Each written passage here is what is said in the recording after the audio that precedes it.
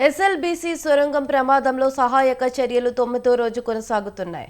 భారీగా పేరుకుపోయిన బురద నుంచి మృతదేహాలను సహాయక బృందాలు బయటకు తీస్తున్నాయి.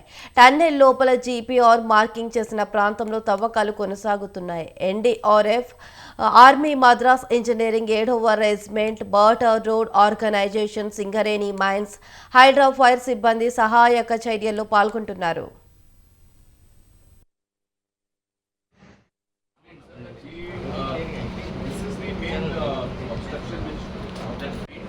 And then finding their way up and down to this point where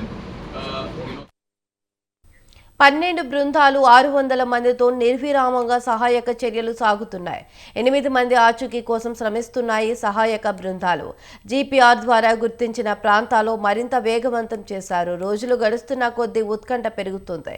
సహాయ చర్యలకు బురద, సీపేజ్ వాటర్ అడ్డంకిగా మారింది. త్వరలోనే ఆపరేషన్ పూర్తి చేస్తామని అధికారులు అంటున్నారు.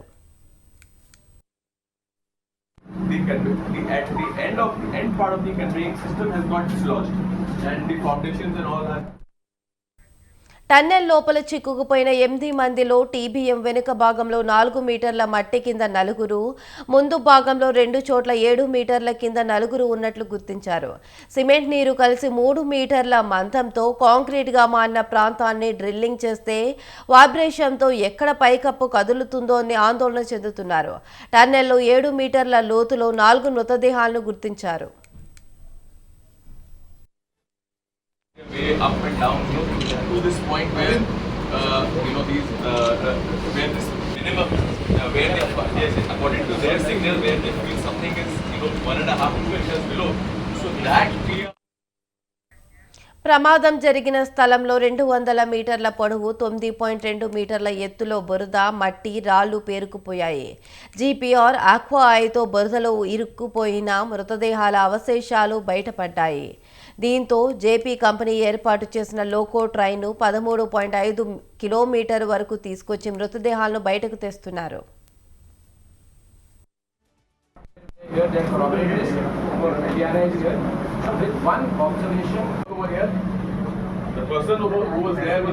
లేటెస్ట్ టెక్నాలజీ ప్రకారంగా రాడార్ సెన్సార్ తోటి మరి ఎక్కడెక్కడ బాడీలు ఉన్నాయో అని కూడా గుర్తించడం జరిగింది.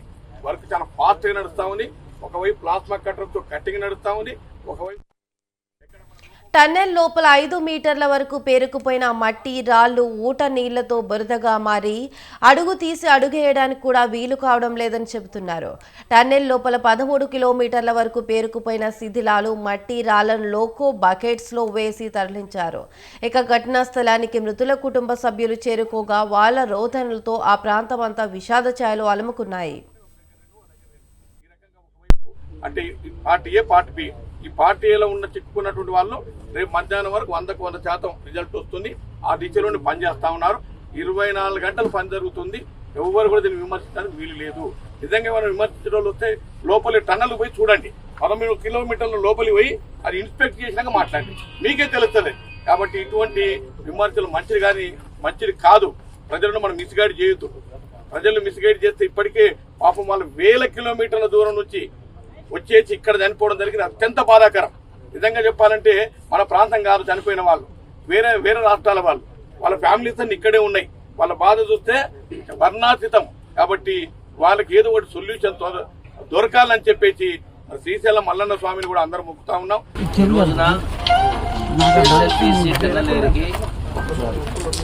గౌరవ సహచార మంత్రి, ఇరిగేషన్ మంత్రి ఉత్తమ్ కుమార్ రెడ్డి గారు, నేను, నాతో పాటుగా గారు, చీఫ్ సెక్రటరీ గారు, అలాగే అరవింద్ కుమార్ గారు కూడా మళ్ళీ ఒకసారి దీనిపైన ఇక్కడికి వచ్చి సమీక్ష చేసే కార్యక్రమం జరిగింది. సరే, నిన్న మొన్న పురోగతి అనేది చాలా ఉంది. నాకు తెలిసి బహుశా రేపు రాత్రి వరకే ఒక 4 ఆచూకీ అనేది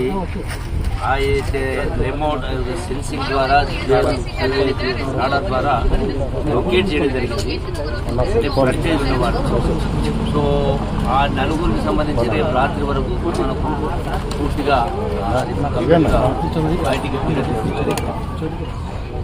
రెండవది, మిగతా 4 ఆ యొక్క టీపీఎం మిషన్ ఫ్రంటేజ్లో ఉన్నారు.